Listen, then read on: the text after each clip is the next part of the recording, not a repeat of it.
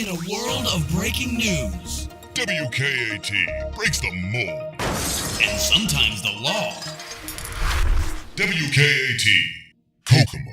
But specifically about 12 miles west of Kokomo, somewhere along the Wildcat, not quite the Dick Bronson Memorial Bridge, but more closer to County Road 1240 West on the Deaf Child Road, about a mile back inland, by a cornfield. Alright, good morning, YouTube. I wanted to talk for a little bit today about the Delphi case and what me and Greeno had done. Me and Greeno were kind of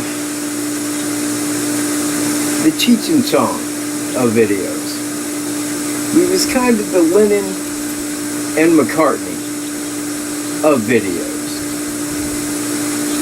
He was the cute one that was positive and tabloid. I kept things straight, more to the facts, more to the evidence. I was the smart one. But as it goes, because for a long time we had to spend like 24 hours a day around each other, which gets hard. It really does, because everything that a person does after a while starts to annoy you. Which isn't really bad, but it's human nature, you know, and I think that works both directions, him and me. So I kind of wanted to go over what all we had done, because I think as far as this case goes, that him and I summarized it. We put this case all together, and everyone else followed our lead. Firstly, well, even before I go there, I mean, I did the interview with Tobe Lesenby, Sheriff Tobe Lesenby.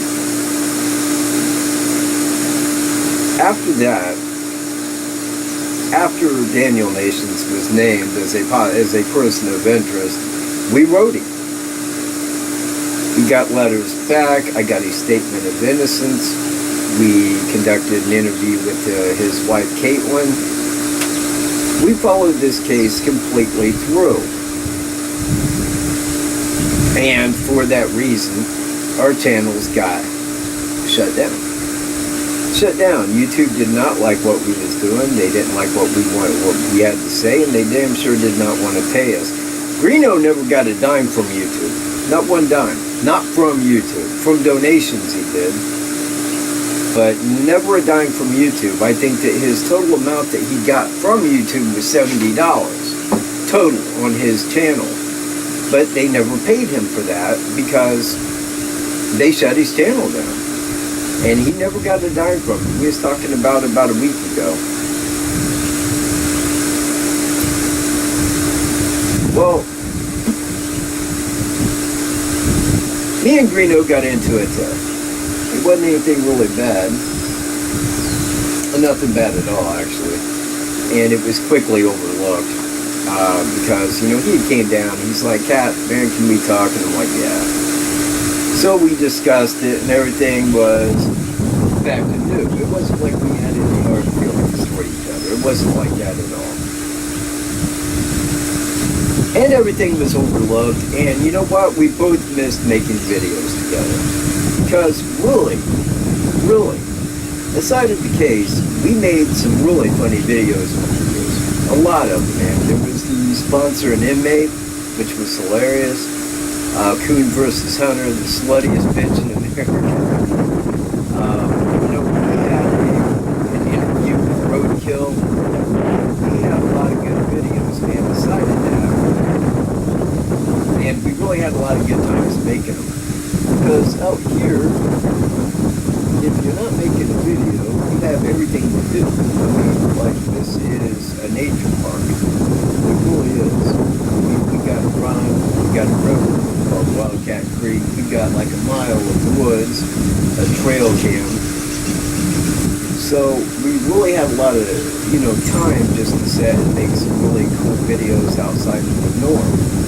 And a lot of people did not appreciate that, but it's understood as to why people kind of really expected the Delphi case rather than something off of that. But I thought that our funny videos were very funny, and we had a lot of fun making them. You know, the sweeps that we did, really enjoyed that.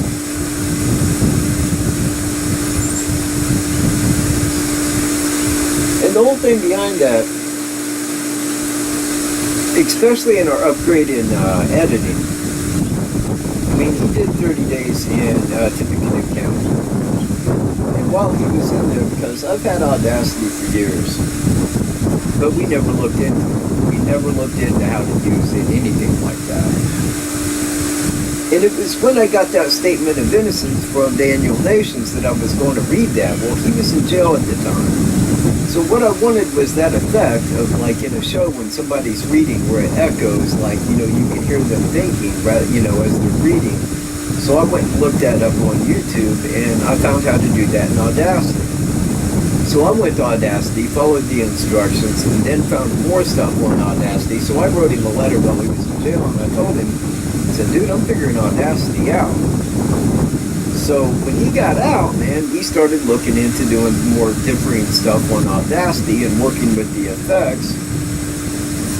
And then it really started coming out cool, because then we could make like radio effects. What do you call it?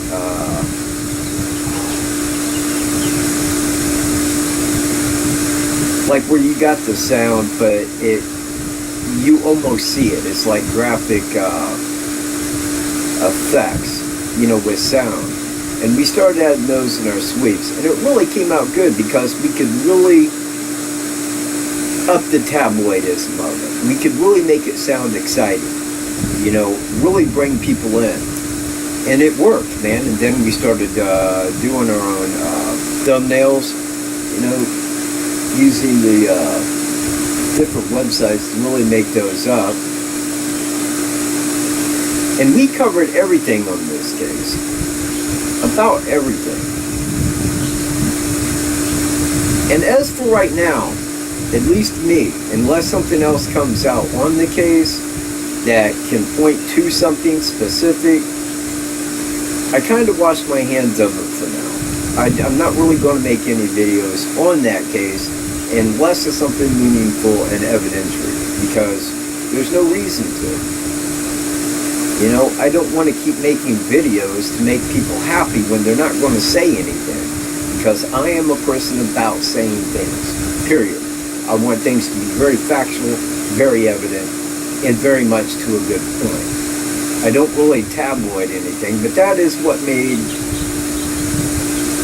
me and Greeno a good team, because he was tabloid. And that worked to our advantage, because we could keep it straight, he could tabloid, we could make a sweep, we could really up the ante, and it did very well. Well, the whole of this goes like so.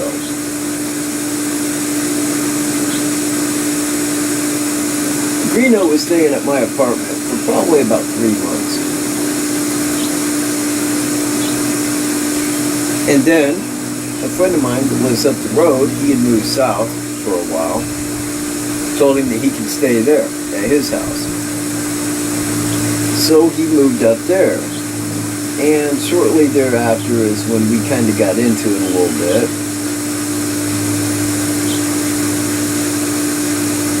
And then my other friend decided he was moving back. So Greeno headed north.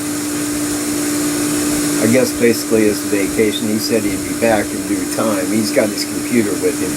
So any videos that he had coming out will still come out in due time. As soon as he gets those all edited and prepared, then uploaded. So as for right now, anyway,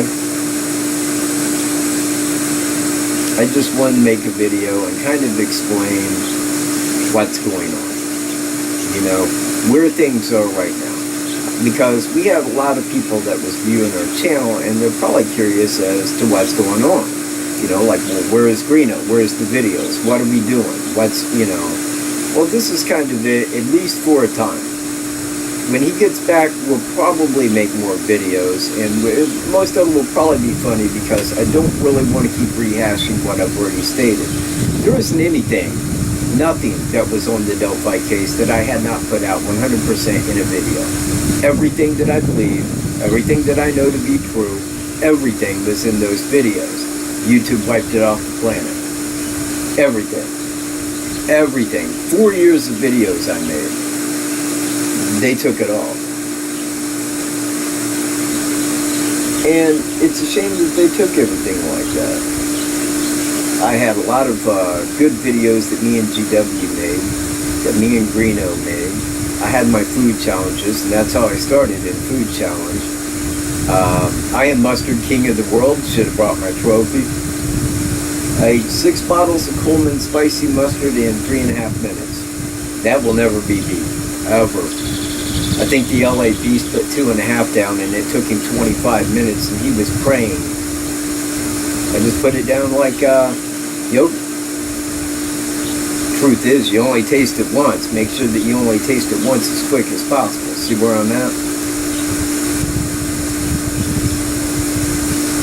And I like making videos. If you have somebody cool around, and Greeno is a super cool guy. I don't care what anybody's thoughts are on him. The guy's not really a con man. I've never really seen him con anybody.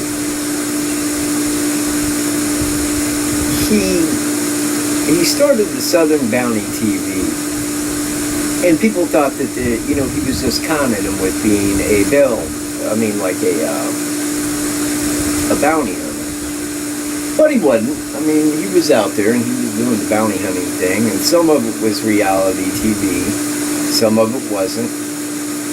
But he really enjoyed doing that, and he still kind of sticks with the Southern Bounty TV, right down to keeping it Southern style.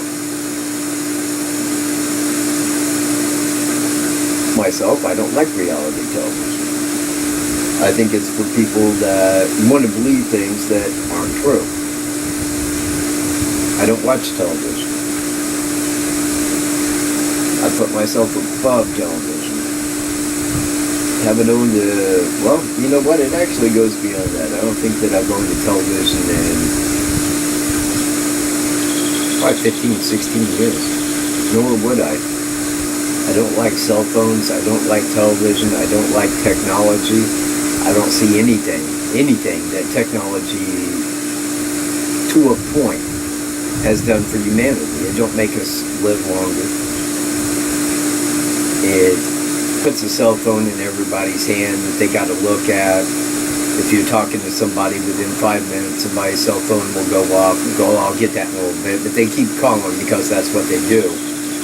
Until they go, hold on, I got to take this. It might be important. And normally it is. Like the neighbor's kid fell, scraped his knee, and you got to get here immediately. It's always some big overblown drama on a cell phone. But you can't talk to people. People would rather stare at the phone than what they would at you being direct company.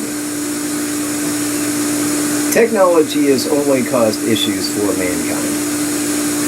Issues. That's it. I don't see any good that this big, grand technology has done for us. If I had it my way, we'd go back to about 1988, and that's where we would be.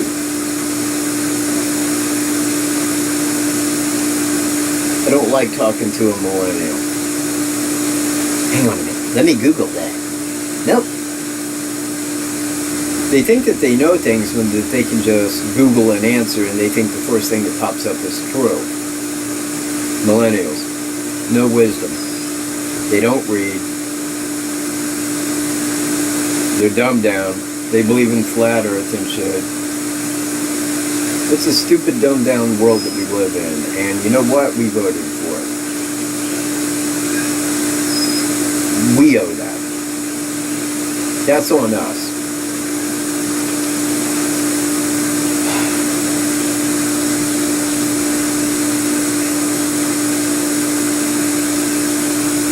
So, anyway, I guess right now,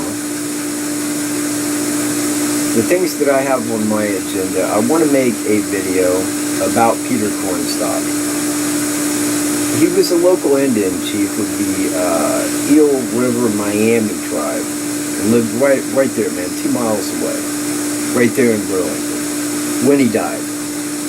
Now, before that, because when they bought the property for Burlington, they bought clear up to this side of the Wildcat Creek. And on this side where I'm at, right on their side of the creek, was the Miami Indian Reservation, right here where I sit.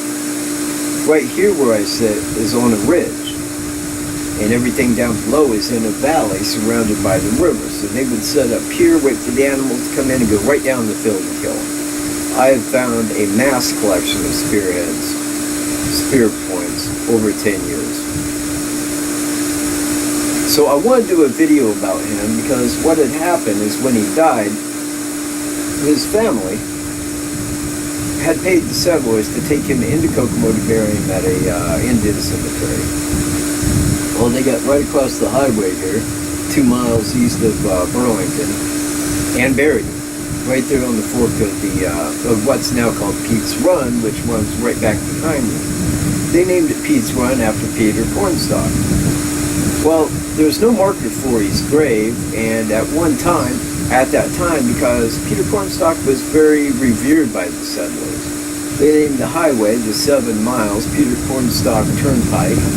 They named the run after him, and they had Peter Cornstalk Memorial Post Office right there on the highway, right across from where he was buried at. Also, right there on the backside of the church, they have Peter Cornstalk Cemetery, and there's Civil War people buried there. That's how far back that goes. So that is what is on my agenda, is getting that video made and put out. Now, it's going to be a while out before it's complete, but it should be well worth it. So until which time that Greeno gets back, or somebody gets out here where we can make some good videos that would be funny, that's where I'm at for the time. I appreciate you joining me today, everybody, and I will catch you in my next video. Peace.